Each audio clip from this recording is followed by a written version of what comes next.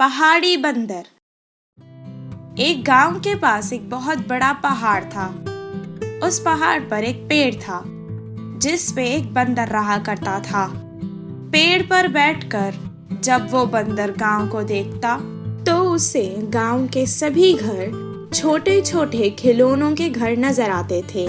वो उन्हें देखकर बहुत खुश होता था, लेकिन बेचारे को ये नहीं पता था कि वो एक बहुत बड़े पहाड़ पर रहता है और वो घर जो उसे इतने छोटे लगते हैं असल में बहुत बड़े हैं। वो सोचता था कि इतने छोटे घरों में रहने वाले इंसान भी कितने छोटे होंगे। जब वो गांव के पेड़ पे घोंसले और जमीन पर चल रहे चूहों को देखता तो वो सोचता कि वो ही सबसे बड़ा है। वो सोचता कि जब वो गांव जाएगा तो वहाँ के छोटे छोटे इंसान और जानवर उसे देखकर डर जाएंगे। वो सोचने लगा कि क्यों ना वो गांव जाए और उनके डरे हुए चेहरे देखकर मजे ले। हर रोज उस पेड़ पर उसका कौवा दोस्त आया करता था। उसके साथ वो बहुत बातें करता था। ओहो कौवे दोस्त, मैं सोच रहा था कि मैं इतना बड़ा हूँ, क्यों ना मैं गांव जाकर छोटे छोटे इंसानों को और जानवरों को देखूं। तुम भी चलो ना मेरे साथ। क्या कह रहे हो तुम? इन इंसानों से बड़े हो? इतना कहकर वो कौवा जोर जोर से हंसने लगा। तुम्हें क्या लगता है अगर तुम गांव जाओगे तो क्या होगा?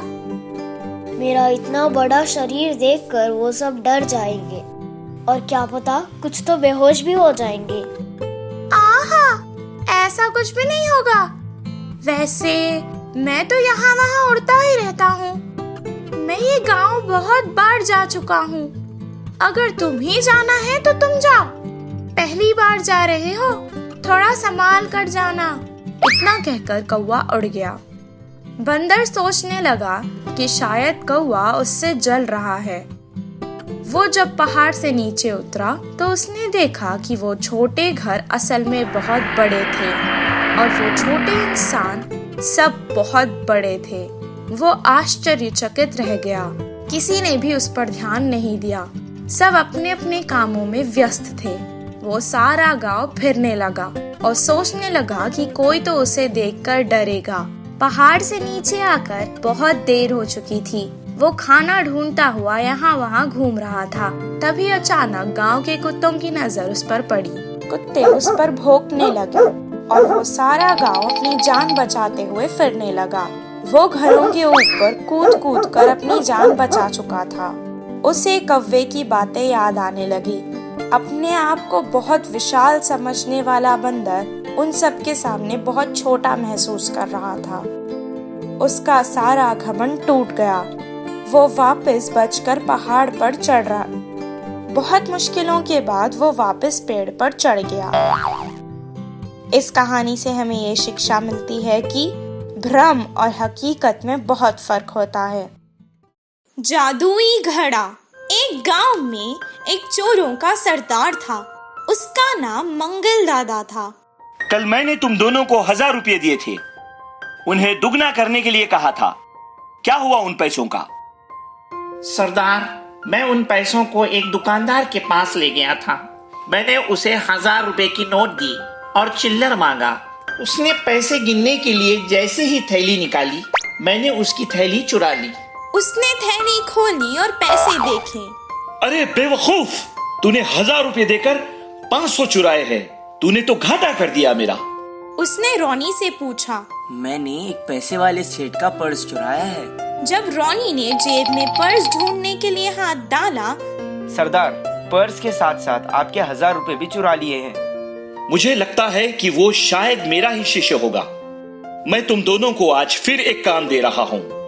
अगर तुम इसमें नाकाम हो गए तो मैं तुम दोनों को पास नहीं करूंगा, और अगर मैंने पास नहीं किया तो तुम कभी चोर नहीं बन पाओगे। दोनों रोनी और जॉनी उसके सामने हाथ जोड़कर विनती करने लगे कि ऐसा मत करो। अच्छा, ये काम कर दो।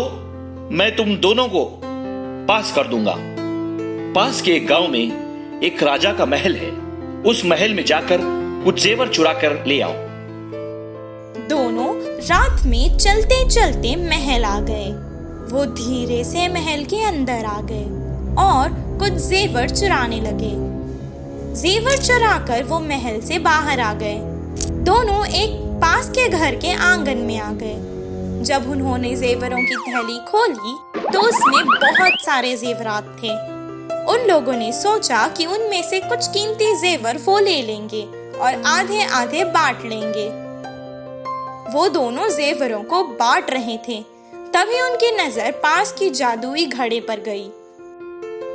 उस घड़े को देखो, उसमें शायद कुछ कीमती चीजें होंगी।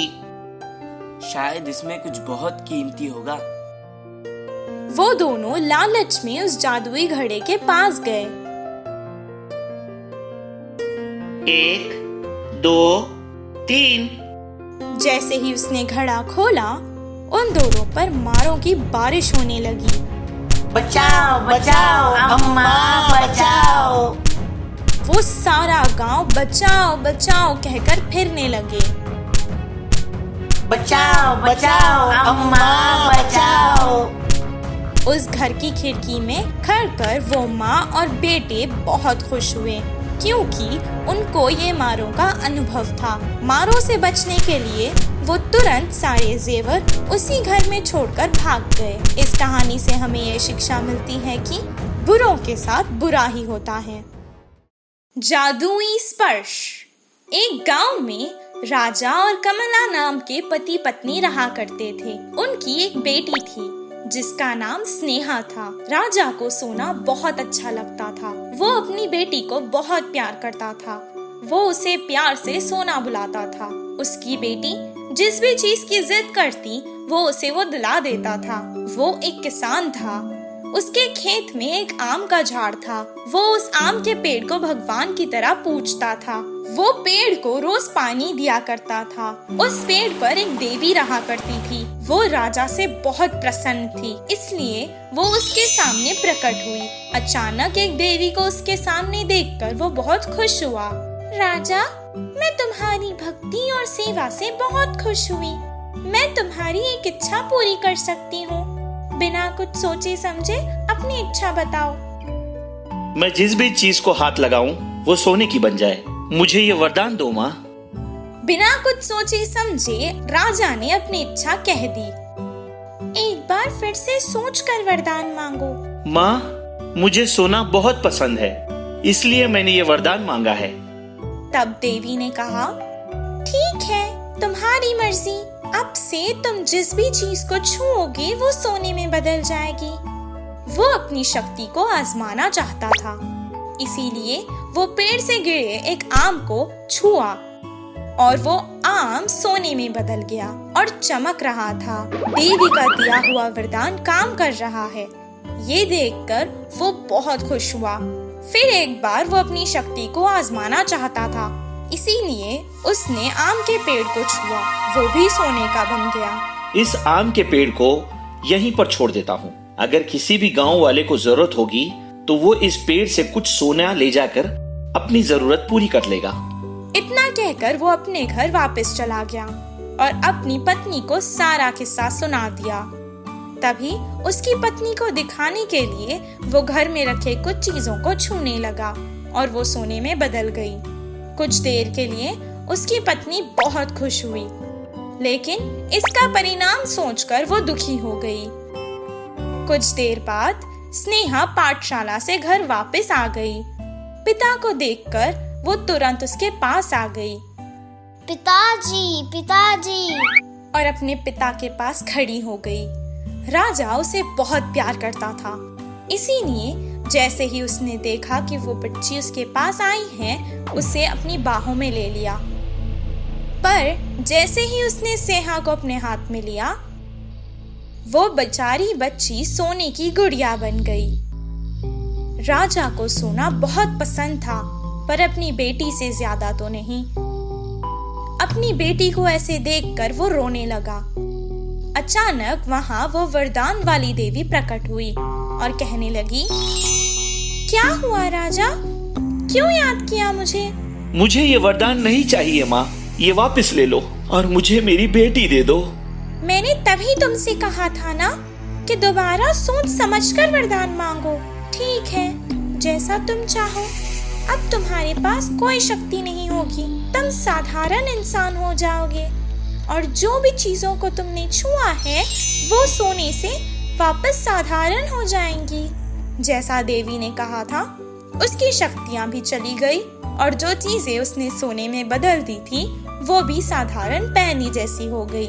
इसके बाद उसने कभी लालच नहीं किया और अपने परिवार के साथ खुशी खुशी रहने लगा। इस कहानी से हमें ये शिक्षा मिलती है कि अपने पास जो होता है उसी में खुश रहना चाहिए।